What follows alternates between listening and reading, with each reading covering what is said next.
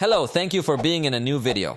This time I have the iPhone 15 Pro with me. I'm going to tell you what I liked most and least about it after testing it out, in case you're considering buying it. So as always, let me tell you, don't buy the iPhone 15 Pro without watching this video.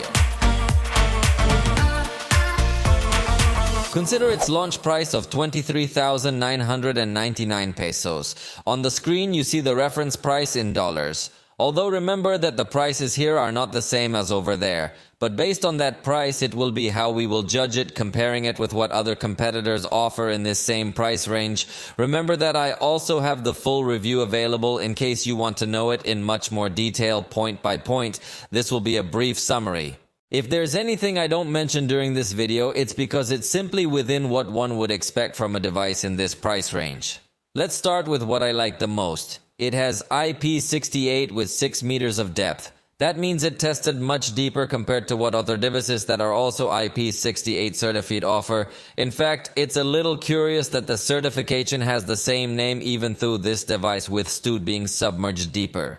So I think if you were to drop it in the water, it has a very high chance of surviving. Just always remember that this certification against water and dust degrades over time and that no manufacturer will honor your warranty for water damage, not even Apple. The XDR screen is spectacular.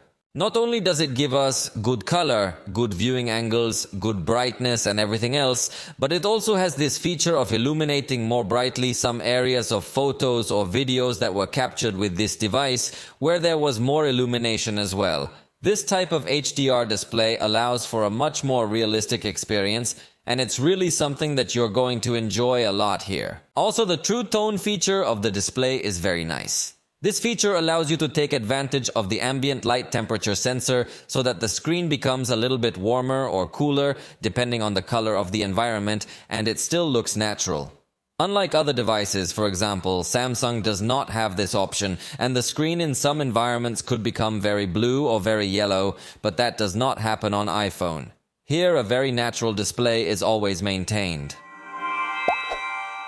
You can apply portrait effect after you have taken a normal picture, as it intelligently recognizes faces and captures the depth information so that in case you later want to convert the normal picture to a portrait picture, you can do it. Of course, you can also change the intensity of the blur and all this, but it's a feature I haven't seen on other devices. When you take the picture, the preview looks very optimized.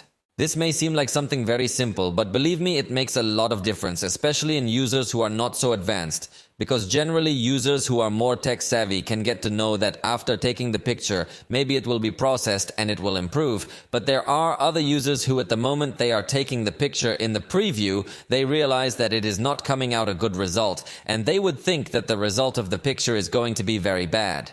So fortunately, the iPhone does show you an optimized preview, especially in backlit conditions. It really is a very good camera experience. Selfies have very accurate colors. The ultra-wide autofocus camera can focus from very close. Video recording also has very accurate colors. So the camera is almost always one of the strongest points of this device.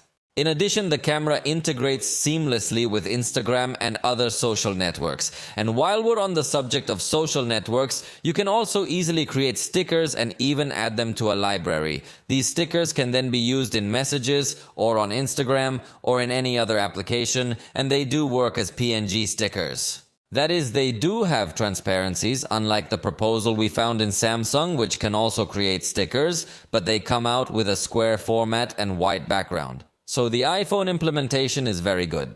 It has very good customization for the lock screen and for the call screens, so you can really create a very unique experience. Although in customization, Android still has a lot of capabilities, but interestingly, on Android you can't really get to customize the lock screen and the call screen, which are two aspects where this device really stands out. Apple's ecosystem is perfectly integrated. Currently, Samsung is the only one that can come anywhere close to the ecosystem experience that Apple can offer. However, everything here works even easier and simpler. I feel that in other systems you might suddenly encounter some bugs. In this system too, but they are much less common. So, very well integrated iPhone experience with Mac, with iPad, with Apple Watch and other accessories. But let's go with what I didn't like. The music equalizer only works in Apple Music. If you're one of those users who want to change the type of sound your device is putting out, you can't get to change something like that if you're not using Apple Music. And this in a way confirms many things that Apple does, restricted only if you are using one of their products or services. The camera doesn't have a scanner, although it is in notes and files, but from my point of view, it would be better to see it in the camera. This camera also does not have a pro or manual mode. All high-end devices on the Android side have a manual mode where you can customize all the settings like shutter speed, ISO, focus, white balance, and more. I think this is something that Apple has long overdue, although there are indeed apps in the App Store that are going to give you manual control of the camera, but they have to be paid for separately.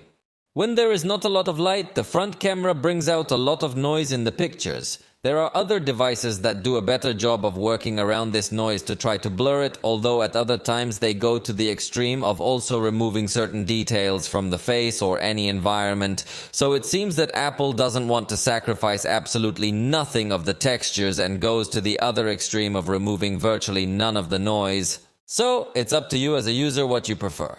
But I do wish they would reduce a bit more of that noise and graininess that is generated in low light areas. The camera's night mode is enabled only when the iPhone wants it to be. If you want to turn it on, it can't be turned on. You can only turn it off, but turn it on. No, because the iPhone is the one that knows when it's needed. You don't.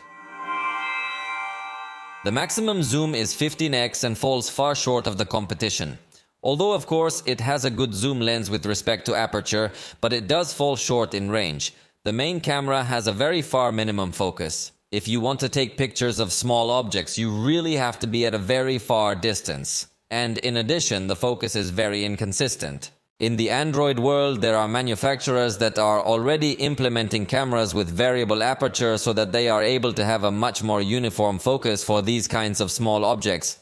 But iPhone is still falling short in that regard. The ultra-wide camera is good, but it does feel inferior in quality compared to the main camera, especially on the edges and in definition. And again, on the Android side, most manufacturers, especially coming from China, are putting high-resolution sensors in both the main and telephoto and ultra-wide.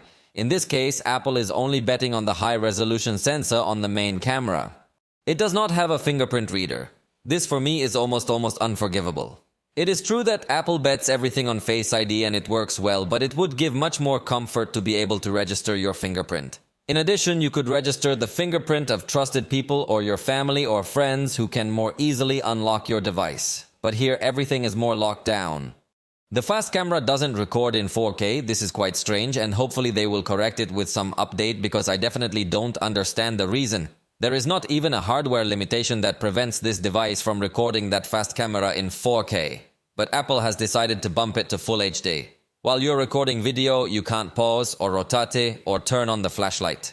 On the Android side, most devices do allow you more options while you're recording without you having to cut the video recording, so I think it has more versatility in a way.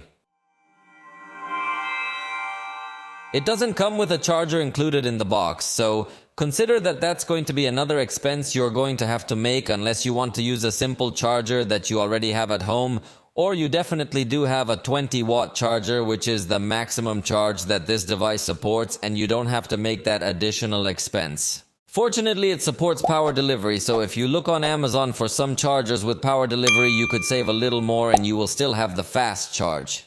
Although it's not that fast a charge anyway, compared to what we've seen on Android devices capable of charging in about 40 minutes, but this device takes a lot longer to charge and the battery might actually degrade a bit more easily. Although it has NFC, it is only used in Apple Pay. On the Android side, NFC can also get to be used to connect you to a router, to link headphones and for other things, but here it is much more limited, and their ecosystem is totally closed. While I had mentioned this as something positive on the side of what I liked, that the ecosystem works very well, because we could also see it from the negative side, because you are practically forced to buy more products from the same brand if you want everything to coexist well. Unlike the Android side, where you could buy a cell phone of one brand, a watch of another brand, a headset of another brand, and everything could coexist in a better way. It doesn't mean you can't use other brands' headphones on this device, and it doesn't mean you can't use other brands' watches, but the most optimal experience is going to be found only with Apple products.